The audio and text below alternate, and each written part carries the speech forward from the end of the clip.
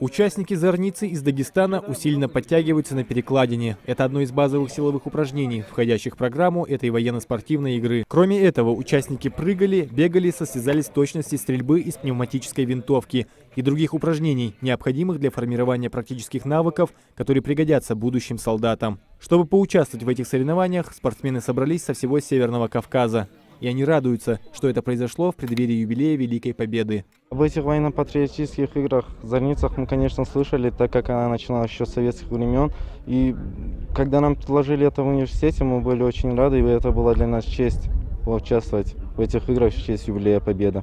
Патриотизм развивает, это очень приятно, и мы рады присутствовать тут с вами. Этими соревнованиями мы хотим отдать дань тем воинам, которые воевали за нашу свободу и за наше Отечество. Зародилась военно-спортивная игра «Зорница» в Советском Союзе почти 50 лет назад. Целью игры было военно-патриотическое воспитание советской молодежи. «Зорница» входила в план организации начальной военной подготовки в школах. После распада СССР о патриотизме, как и престиже военной службы, надолго забыли. Теперь ситуация исправляется. Посмотреть, как проходит состязание, приехал полномочный представитель президента Российской Федерации в СКФО Сергей Меликов и глава республики Юнусбек Евкуров.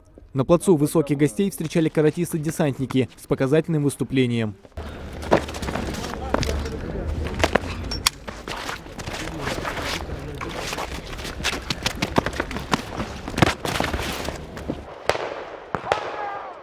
Тем временем очередь подошла к одному из самых технологичных состязаний – лазертагу. Игроки, вооруженные специальным оружием, должны обезвредить соперников и выполнить миссию. Уничтожить станцию противника, которая располагается вон в тех палатках. Обвешанные датчиками, игроки пытаются поразить как можно больше соперников, только вместо пули – радиосигнал.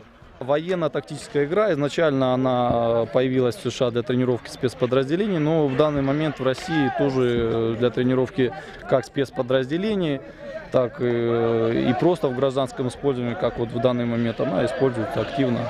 В качестве зрителей на этих военно-спортивных играх присутствовали ветераны Великой Отечественной войны. От имени президента Российской Федерации Сергей Меликов и Юнусбек Евкуров вручили им подарки и поблагодарили их за великую победу.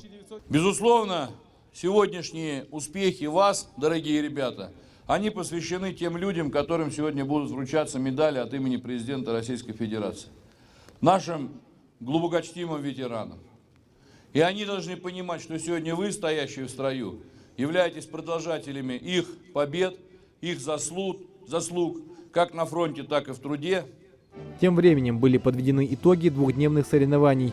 В упорной борьбе определились сильнейшие команды. Третье место заняла сборная из Дагестана, на втором – ставропольцы, и лучшими стали воспитанники Горского кадетского корпуса. Все призеры получили памятные кубки и подарки. Следующая зорница пройдет ровно через год. Магомед Измайлов, Муса Хамхоев, Новости 24.